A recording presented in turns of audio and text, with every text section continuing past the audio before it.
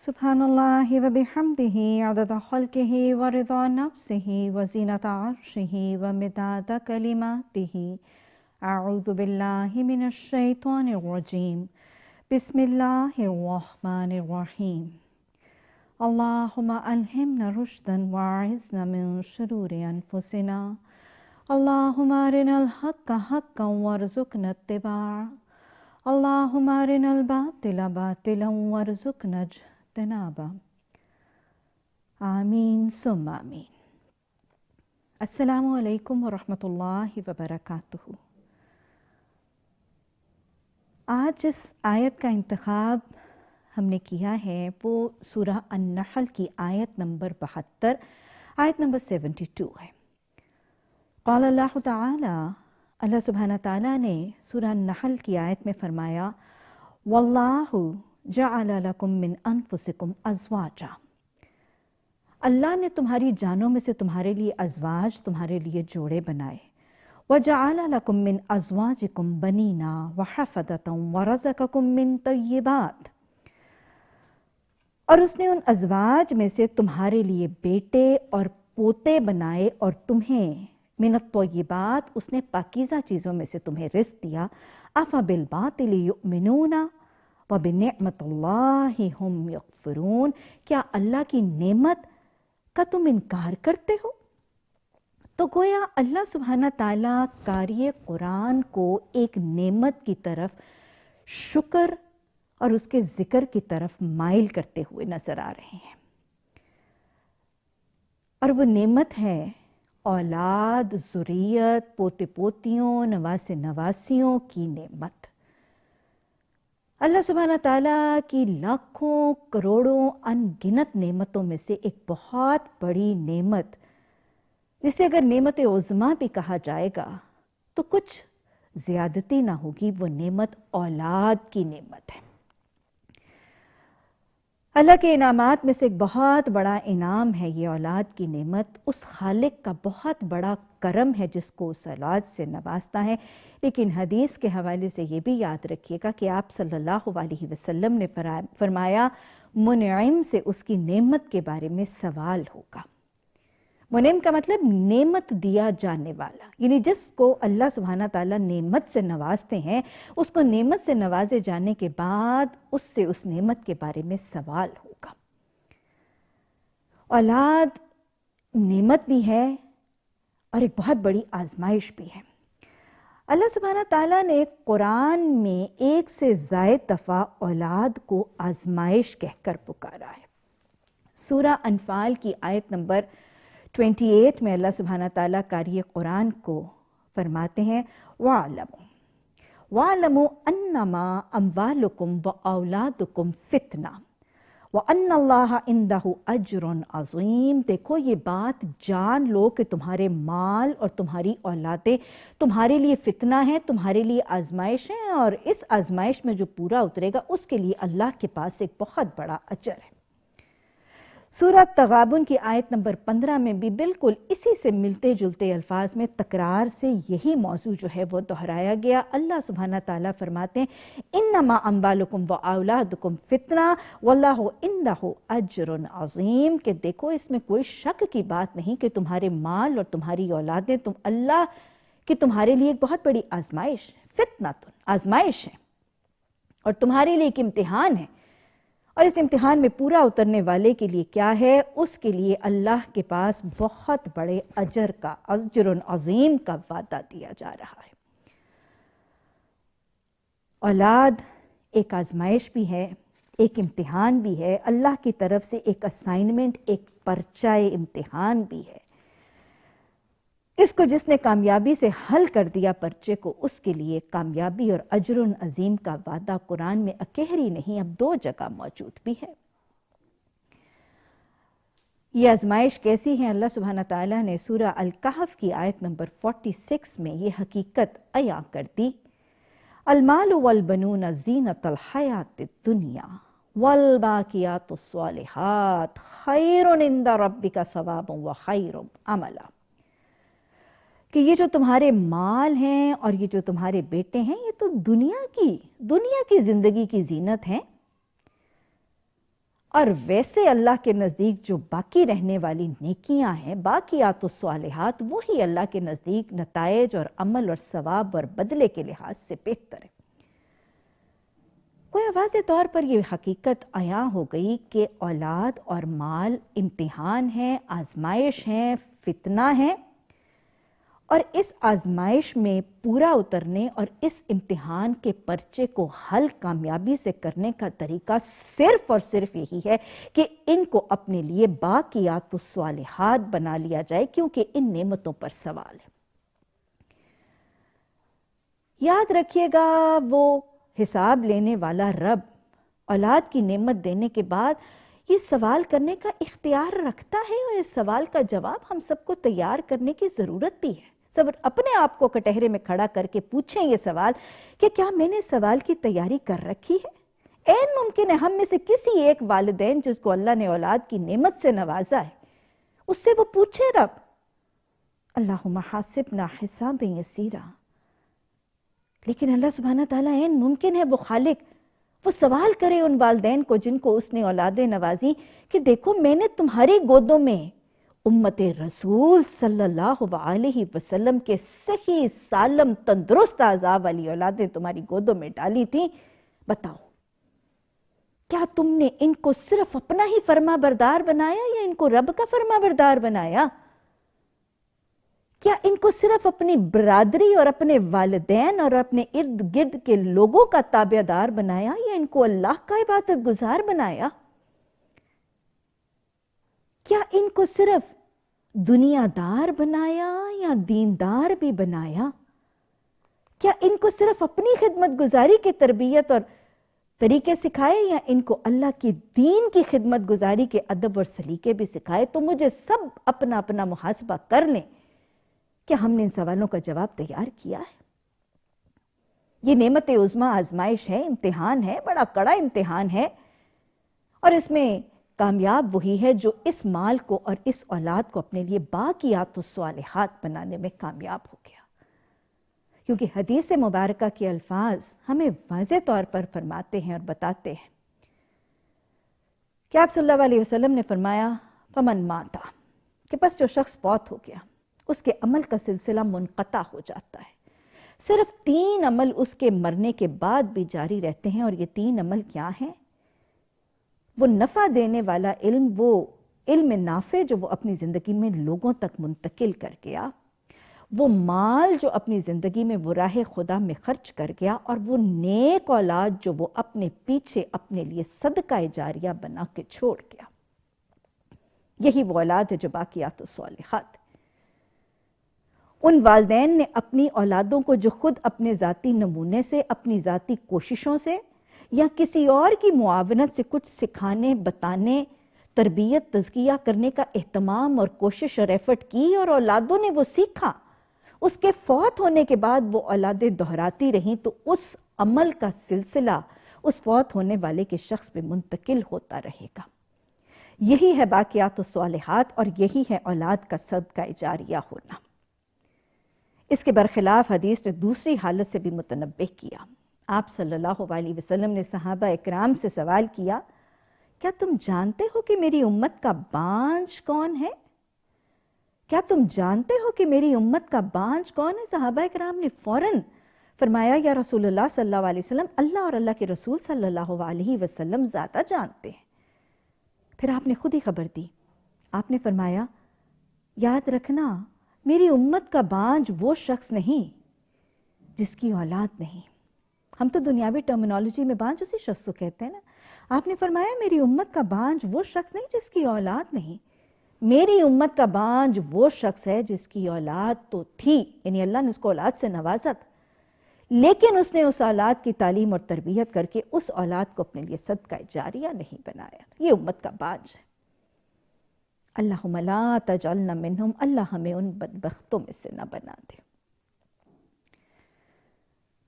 تو یہ وہ نعمت عظمیٰ، یہ اللہ کی بڑی ہی بہت بڑی نعمت، یہ تو وہ نعمت ہے جس کی دعا انبیاء علیہ السلام نے بھی کی۔ حضرت زکریہ علیہ السلام نے اللہ سبحانہ تعالیٰ سے دعا مانگی تھی اولاد کی۔ ایک جگہ فرماتے نظر آتے ہیں ربی لا تذرنی فردا وانت خیر الوارثین، اللہ سبحانہ تعالیٰ مجھے تنہا نہ چھوڑنا، تو ہی بہترین وارث ہے۔ اور پھر اپنے لیے اولاد مانگتے ہوئے نظر آتے ہیں۔ سورہ آل عمران میں فرماتے ہیں ربی حب لی من لدنک ذریۃ طیبۃ انک سمیع الدعاء، تو دعائیں سننے والا ہے، دعائیں سننے والے سمیع الدعاء رب، مجھے کیا کر، مجھے اپنی نعمت اور اپنی اولاد کی اس انعام سے نواز دے۔ تو لہٰذا یاد رکھیے گا یہ نعمت عظمیٰ صدقہ جاریہ بنانا یہی والدین کی کامیابی کا ذریعہ ہے۔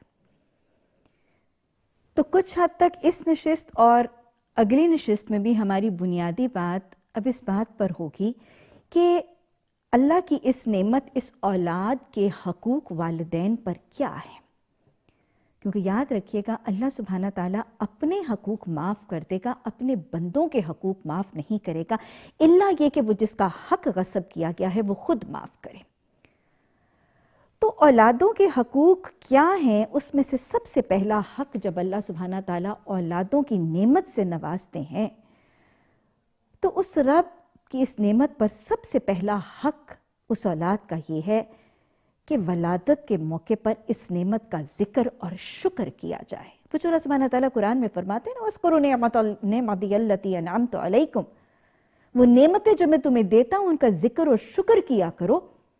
تو ولادت کے موقع پر اولاد کی نعمت کا شکر کرنا، وہ بیٹے ہیں، وہ بیٹیاں ہیں، ملی جلی اولاد ہے، صرف بیٹیاں ہیں، صرف بیٹے ہیں، ان کا شکر کرنا، راضی برضا رہنا، یہ پہلا حق ہے ولادت کے بعد اولاد کا۔ اللہ سبحانہ تعالیٰ سورہ شورى کی آیت نمبر 49 اور 50 میں فرماتے ہیں یخلق ما یشاء، وہ جو چاہتا ہے وہ بناتا ہے، یہب لمن یشاء اناسا ویہب لمن یشاء الذکورا، وہ جس کو چاہتا ہے بیٹیاں دیتا ہے اور جس کو چاہتا ہے وہ بیٹوں سے نوازتا ہے۔ وَيُزَوِّجُهُمْ ذُكْرَانًا وَإِنَاثًا، اور یا پھر ان کو ملی جلی بیٹیاں اور بیٹے دے دیتا ہے۔ وَيَجْعَلُ مَن يَشَاءُ عَقِيمًا، اور جس کو چاہتا ہے وہ بانجھ بنا دیتا ہے۔ إِنَّهُ عَلِيمٌ قدیر، بے شک وہ جاننے والا اور قدرت رکھنے والا ہے۔ تو لہٰذا ولادت اولاد کے بعد پہلا حق اس اولاد کا یہ ہے کہ اس کی ولادت پر شکر ہو، ذکر ہو، راضی برضا رہنے کا معاملہ، اور خاص طور پر ہمارے معاشرے، کیا وہ مکہ کے معاشرے کی طرح ہمارے معاشرے میں بھی بیٹیوں کی ولادت پر بھی ناراضگی، نہ شکری اور نہ پسندیدگی کا اظہار کرنا بدترین ناشکری ہے۔ نبی صلی اللہ علیہ وسلم نے واضح طور پر امت کو تاکید فرمائی تھی لا تکرہوا البنات انی ابو البنات، دیکھو تم بیٹیوں سے کراہت نہ کرو، بیٹیوں کو ناپسند نہ کرو، دیکھو میں بھی تو بیٹیوں ہی کا باپ ہوں۔ پھر آپ صلی اللہ علیہ وسلم نے بہت ہی پیاری سی حدیث ہے، اس میں آپ نے فرمایا کہ جس گھر میں بیٹی پیدا ہوتی ہے، جس گھر میں بیٹی پیدا ہوتی ہے، اللہ کے حکم سے اس گھر میں رحمت کے فرشتے اترتے ہیں۔ ہمارے معاشرے میں تو بیٹی کو زحمت سمجھا جاتا ہے، آپ نے زحمت کے زا کا یہ نقطہ اڑا کے اس کو رحمت بنا دیا۔ اس گھر میں رحمت کے فرشتے اترتے ہیں جو اس بیٹی کے سر پر شفقت سے ہاتھ پھیرتے ہیں اور اسے مخاطب ہو کر کہتے ہیں یہ ایک نازک جان ہے، یہ ایک نازک یا ایک کمزور جان ہے جو ایک کمزور جان سے پیدا ہوئی، جو اس کی کفالت کا ذمہ اٹھائے گا اللہ سبحانہ تعالیٰ اس کی موت کے وقت تک اس کی معاشی کفالت کا ذمہ اٹھا لے گا۔ ایک اور حدیث میں آپ صلی اللہ علیہ وسلم نے یہ خوشخبری بھی دے دی کہ یہ بیٹیاں جنت میں نبی صلی اللہ علیہ وسلم کے قرب اور ہمسائیگی کا ذریعہ ہیں۔ آپ نے فرمایا جو دو سے زائد بیٹیوں سے آزمایا گیا، اس نے بیٹوں کو بیٹیوں پر ترجیح نہیں دی، ان کو اچھی تعلیم اور تربیت دی، اور جب وہ بالغ ہو گئیں تو ان کا نکاح کر دیا۔ تو یہ بیٹیاں جنت میں اس کے لیے میرے ساتھ یوں قرب، یعنی آپ صلی اللہ علیہ وسلم نے اپنی 2 انگلیاں دکھا کر فرمایا میرے ساتھ یوں کرنے کا ذریعہ اور وسیلہ بن جائیں گی۔ یہ بیٹیاں قیامت کے دن، یہ بھی یاد رکھیے گا کہ حدیث مبارکہ ہمیں بتاتی ہے کہ یہ بیٹیاں قیامت کے دن والدین کی سفارش اور ان کی سفارش اور ان کی شفاعت کا ذریعہ بھی بنے گی۔ تو لہٰذا پہلا حق تو یہ کہ اولاد پر شکر، صبر، راضی برضا رہنے کا طریقہ اختیار کیا جائے، یہ اولاد کا پہلا حق ہے۔ اس کے بعد اولاد کا دوسرا حق وہ بچہ جو اس دنیا میں آیا ہے اور اپنی اس طویل زندگی کا آغاز کر رہا ہے، اس کا حق ہے والدین پر کہ اس کی زندگی کے اس سفر کے اول معاملات سنت رسول صلی اللہ علیہ وسلم کے اتباع کے مطابق ادا کیے جائیں۔ اس کے اول مراحل، اس کے اول کام سارے کے سارے رسول اللہ صلی اللہ علیہ وسلم کی حدیث کی تعلیمات اور سنت کے احکامات کے مطابق کیے جائیں۔ اور یہ سنتیں کیا ہیں؟ ابتدائی سنتیں 7ویں دن اس کا نام رکھ لینا، اور نام کے حوالے سے ہمیں حدیث میں یہ تاکید بھی ملتی ہے کہ بچے کا والدین پر یہ حق ہے کہ اس کا اچھا سا نام رکھیں۔ یہ اچھا سا نام کیا ہے؟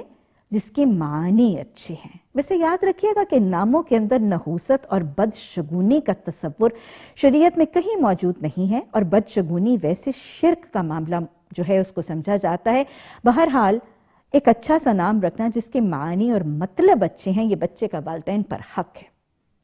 پھر 7ویں دن اس کا عقیقہ کرنا، کیونکہ حدیث میں آپ صلی اللہ علیہ وسلم نے فرمایا کہ ہر بچہ اپنے عقیقے کے عوض اس کی جان رہن ہے، اور یہ سنت رسول صلی اللہ علیہ وسلم سے ان کے نواسوں کے حوالے سے بھی یہ ثابت ہے۔ پھر 7ویں دن سر کے بالوں کا منڈوانا اور اس کے برابر چاندی صدقہ اور خیرات کرنا، یہ بھی سنت سے ثابت ہے۔ اور یہ بھی یاد رکھیے گا کہ عقیقہ اگر 7ویں دن کے بعد ہوا تو وہ سنت نہیں، پھر وہ صدقہ ہوگا۔ اور پھر 7ویں دن ختنے کے کرنے کی تاکید جو فطرت سمجھی جاتی ہے، اس کی بھی تاکید حدیث میں موجود ہے۔ یہ پہلے کچھ ابتدائی حقوق کے بعد اب اس اولاد کا اگلا حق جو لازماً قرآن کا حکم اور فریضہ دین بنا کر سورہ بقرہ میں واضح طور پر کیٹیگوریکلی اناؤنس کیا گیا، وَالْوَالِدَاتُ يُرْضِعْنَ أَوْلَادَهُنَّ حَوْلَيْنِ كَامِلَيْنِ، کہ ساری کی ساری مائیں وہ اپنی اولادوں کو 2 سال پورے دودھ پلائیں۔ یہ حکم خداوندی ہے، فریضہ دین ہے، ماں کے لیے فرض ہے اور اولاد کا حق ہے۔ میں پھر دہرا رہی ہوں، اللہ اپنے حق معاف کر دے گا، اپنے بندوں کے حق معاف نہیں کرے گا، الا یہ کہ وہ صاحب حق خود اس کا حق معاف کر دے۔ والوالدات کے زمرے میں ساری ہی مائیں آئیں گی، چاہے وہ جوان ہیں، چاہے وہ بوڑھی ہیں، چاہے کم عمر ہیں، چاہے بڑی عمر کی ہیں، چاہے بیمار ہیں، چاہے کمزور ہیں، چاہے صحت مند ہیں، امیر ہیں، غریب ہیں، نوکری پیشہ ہیں یا گھریلو خواتین ہیں، پڑھی لکھی ہیں، ان پڑھ ہیں، جس قسم کی کیٹیگری ہے، والوالدات تو ساری کی ساری مائیں وہ دودھ پلائیں گی 2 سال پورے۔ اور یہ حکم بچوں، لڑکوں، لڑکیوں سب کے لیے ملا جلا ہے، اور وعدہ اس حکم کی اطاعت کرنے والی ماؤں کے لیے موجود ہے۔ آپ صلی اللہ علیہ وسلم نے فرمایا کہ جو ماں اپنے بچے کو دودھ پلاتی ہے، اس کے پہلے گھونٹ کے عوض اس کو 1 جان کو زندگی بخشنے کا اجر دے دیا جاتا ہے۔ آج ہمارے معاشرے میں اپنی آزادی کے لیے، اپنی کافی پارٹیوں، اپنی کمیٹی پارٹیوں، اپنی ٹی پارٹیوں میں گھومنے پھرنے کے لیے، اپنی نوکری کے لیے، فکر معاش کے لیے، اپنے پروفیشنل ترقیوں کے لیے یہ حکم خداوندی کی نافرمانی کا طریقہ رائج ہے۔ حدیث کے الفاظ یاد رکھیے گا، کنز الاعمال میں حدیث کے الفاظ موجود ہیں کہ آپ صلی اللہ علیہ وسلم کا مشاہدہ ہے کہ آپ کو کچھ خواتین دکھائی گئیں جن کو سانپ نوچ رہے تھے۔ پوچھا گیا یہ کون ہے؟ تو آپ صلی اللہ علیہ وسلم کو خبر دی گئی یہ وہ تھیں جو یمنعن اولادہن، جو اپنے اولادوں کو اپنے دودھ سے محروم کر دیتی تھی۔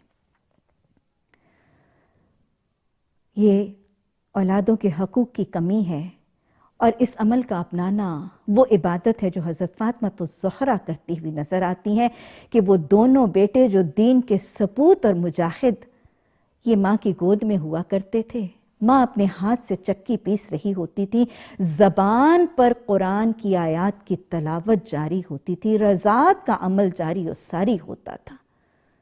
اللہ سبحانہ تعالی ہمیں حقوق العباد اور حقوق اللہ بڑی حساسیت سے ادا کرنے اور ان کو تکمیل تک ادا کرنے کی توفیق عطا فرما دے۔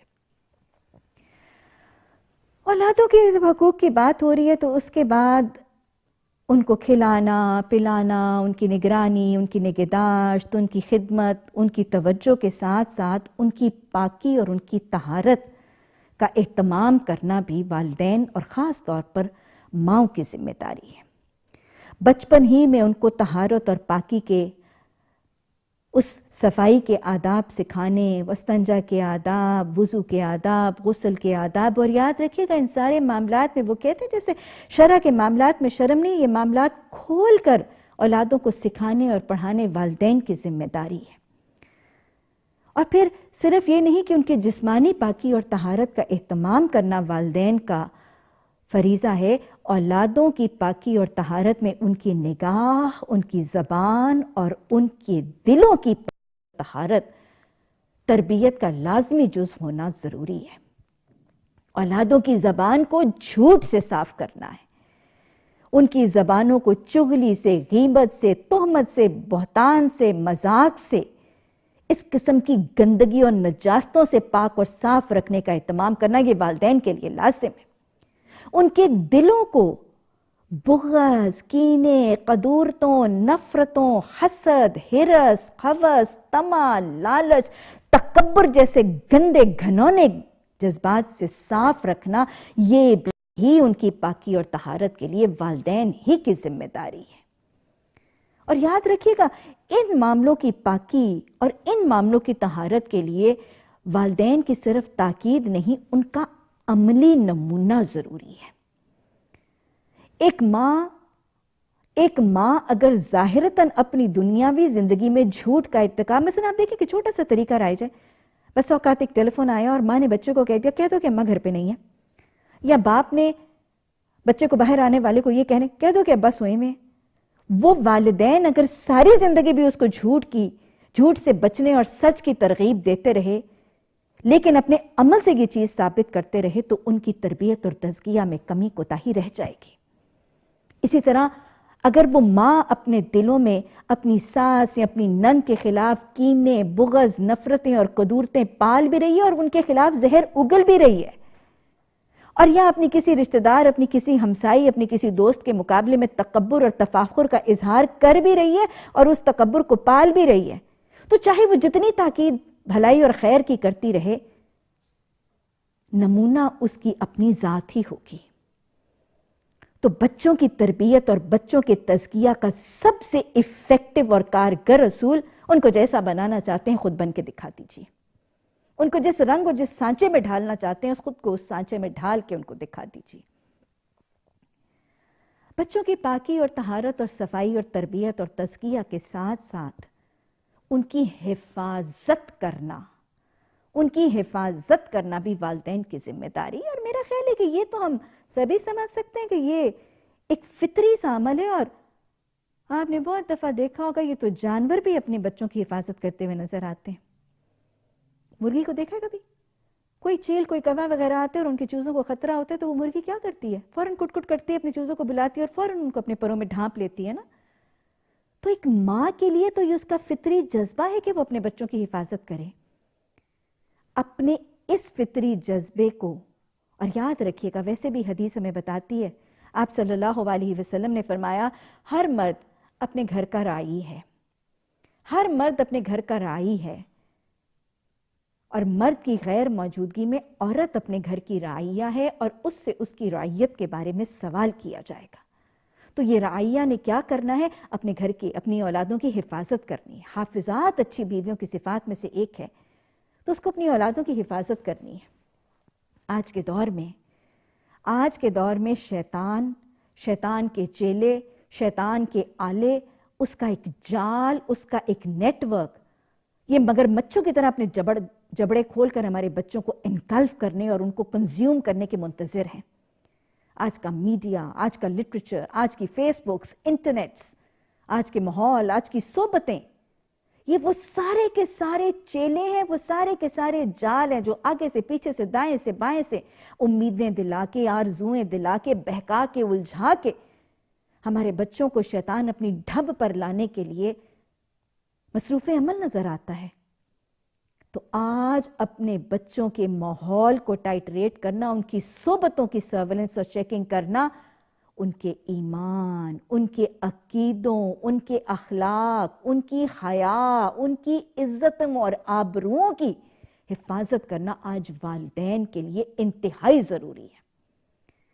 آج کے دور میں اگر وہ سائنٹیفک ترقی سے ویل ورسڈ کرنے کے لیے آپ ان کو کمپیوٹرز اور یہ سب آلات فراہم کرتے ہیں تاکہ وہ دنیا کی دوڑ میں کہیں پیچھے نہ رہ جائیں، تو یہ سب کے سب آلات آپ کی انٹینس سپرویژن، آپ کی سرولنس اور آپ کی نگرانی میں ان کو فراہم کیے جانے چاہیے۔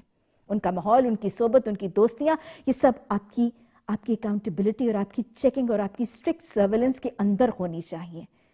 آج کے اس دور میں انہ لکم عدو مبین، شیطان کے خلاف حفاظت کرنا اولادوں کے حفاظت سے ہم سب کے لیے لازم ہے، ہر رائی اور ہر رائیہ کے لیے ضروری ہے۔ یہ حق ہے آج کی اولادوں نہیں، ہر دور کی اولادوں کا اپنے والدین پر، اور یہ فطری جذبہ ہے جو اللہ سبحانہ تعالیٰ نے ماں کے دل میں لازماً ڈالا ہے۔ اس حفاظت کے ساتھ ساتھ اگلا معاملہ جو اولادوں کے حوالے سے بہت ہی لازم ہے، اور حدیث میں آتا ہے کہ آپ صلی اللہ علیہ وسلم نے فرمایا کہ بہترین تحفہ اور بہترین ہدیہ جو والدین اپنی اولادوں کو دے سکتے ہیں وہ کیا ہے؟ اعلیٰ تعلیم اور تربیت۔ بہترین تحفہ جو والدین اپنی اولادوں کو فراہم کر سکتے ہیں وہ کیا ہے؟ اعلیٰ تعلیم اور تربیت۔ اپنی اولادوں کی تعلیم اور تربیت میں جو نسخہ اور جس چیز کو سب سے زیادہ اہمیت، اولین ترجیح، پرائمری پرائیورٹی اور بنیادی اصول رکھنا لازم ہے، وہ رب کی پہچان ہے۔ بچوں کی تعلیم میں، ان کی ایجوکیشن میں، ان کی تربیت میں، ان کے تزکیہ میں، ان کی ٹریننگ کے مراحل میں پہلی چیز جو سب سے اہم ہے وہ اللہ کی پہچان ہے۔ اللہ کی پہچان، اس کی ذات، اس کے صفات، اس کے اختیارات، اس کی عبادت کا عادی بنانا، یہ پہلی تربیت اور تعلیم کا لازمی جزو ہے۔ اپنے خالق، اپنے مالک، اپنے رازق کا تقوی ڈالنا، اس کی محبت دلوں میں ڈالنا، اس کی پہچان سے دلوں کو اجاگر کرنا، یہ پہلا معاملہ ہے جو والدین کو اپنی اولادوں کی تعلیم کے معاملے میں اختیار کرنا ہے۔ اللہ کی پہچان کے بعد اگلا تعلیم کے حوالے سے، ان کی تربیت اور تعلیم اور ان کی تزکیہ اور ان کی ٹریننگ کے حوالے سے اگلا معاملہ لازم ہے وہ محمد صلی اللہ علیہ وسلم، محبوب خدا صلی اللہ علیہ وسلم کا تعارف، رسول رحمت صلی اللہ علیہ وسلم کی محبت اور آپ کی سنتوں کی تربیت اور عادت ڈالنا، یہ تربیت کا اگلا اہم جزو ہے۔ اپنی اولادوں کو سنت کا اتباع لازماً سکھانا یہ والدین کی لازم ذمہ داری اور اولادوں کا حق ہے۔ یہ ماں، آج کی مائیں، آج کی نانیاں، آج کی دادیاں، ان کے لیے ایک لازمی عنصر ہے۔ یاد رکھیے گا، جب ہمارے معاشرے کے اندر مرد اپنے فکر معاش کے لیے اتنے مصروف ہے کہ ان کے لیے ان تربیتوں کا وقت نہیں ہے۔ یہ ماں ہوگی کہ جب صبح اپنے بچے کو اٹھا رہی ہے تو محبت اور پیار سے اس کا سر سہلاتے ہوئے ساتھ ساتھ مسنون جاگنے کی دعا کے کلمات اپنی زبان سے ادا کرتی جا رہی ہے۔ وہ جب بچے کو سونے کے لیے رات کو رخصت کر رہی ہے تو مسنون دعاؤں کے الفاظ، سونے کی مسنون دعاؤں کے الفاظ اپنی زبان پر جاری کیے ہوئے ہیں۔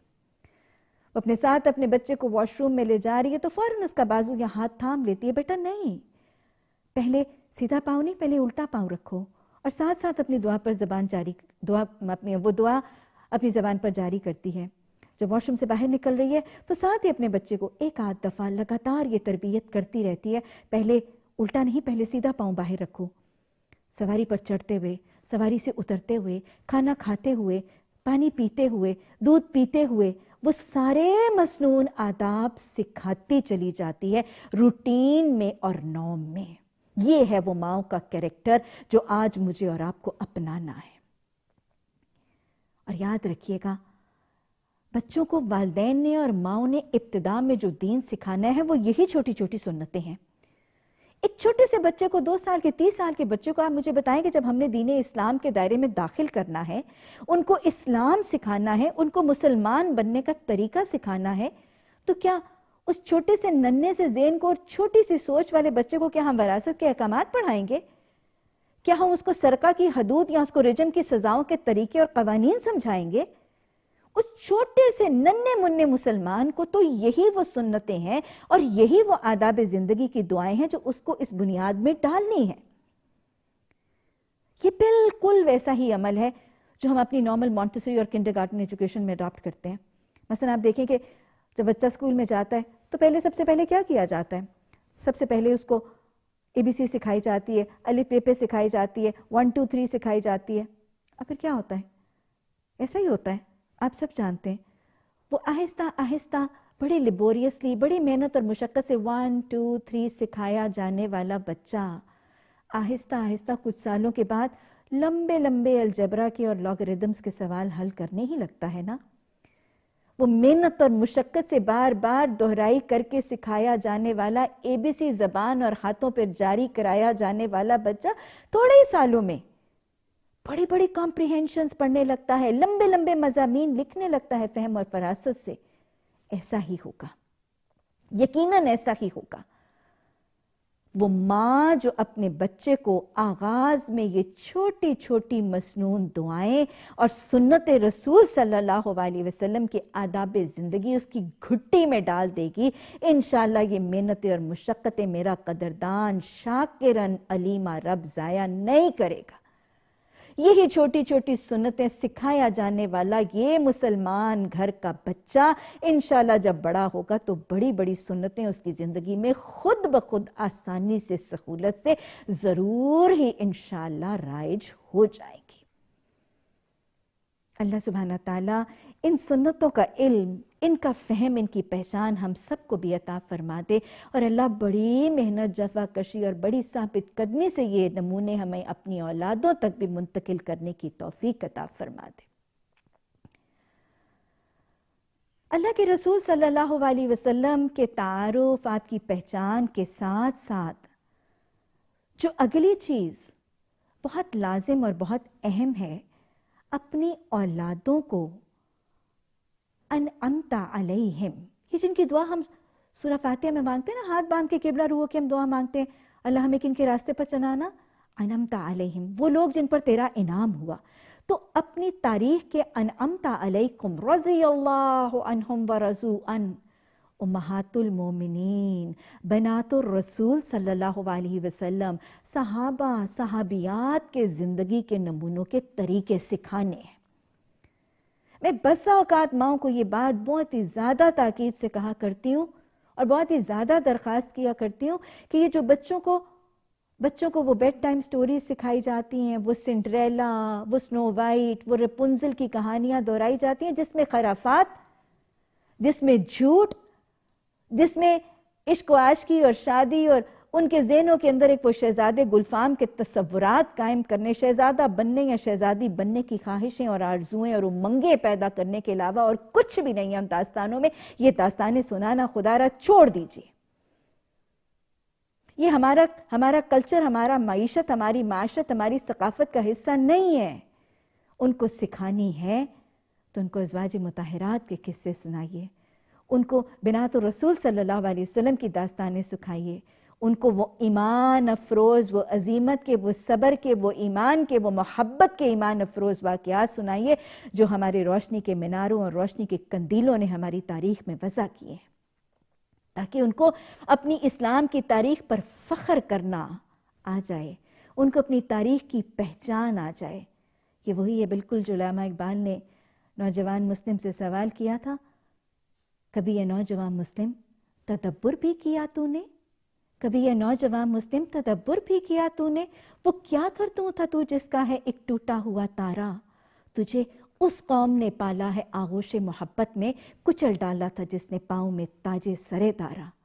یہ ہے وہ تعارف، یہ ہے وہ تعارف حضرت خالد بن ولید کا، طارق بن زیاد کا، یہ ہے وہ تعارف جو ہمیں کروانا ہے اپنی نوجوان نسلوں سے، تاکہ ان کو انعمت علیہم کا راستہ آ جائے۔ رضی اللہ عنہم ورضوا عنہ کہ زندگی کے طریقے آ جائیں، ان کا حسن ان کی آنکھوں میں سما جائے اور اس راستے پر چلنا ان کے لیے آسان اور سہل ہو جائے۔ اس کے بعد جب اولادوں کی تعلیم تربیت کے یہ مراحل جاری ہوں تو اس سارے کے سارے مرحلے میں ایک اور حق جو اولادوں کا ہے اور ایک اور فرض جو سنت کے حوالے سے ثابت بھی ہے، اولادوں سے محبت کرنا۔ اولادوں سے محبت کرنا، اور صرف محبت ہی نہیں، محبت کا اظہار کرنا بھی محبوب خدا صلی اللہ علیہ وسلم کی سنت سے ثابت ہے۔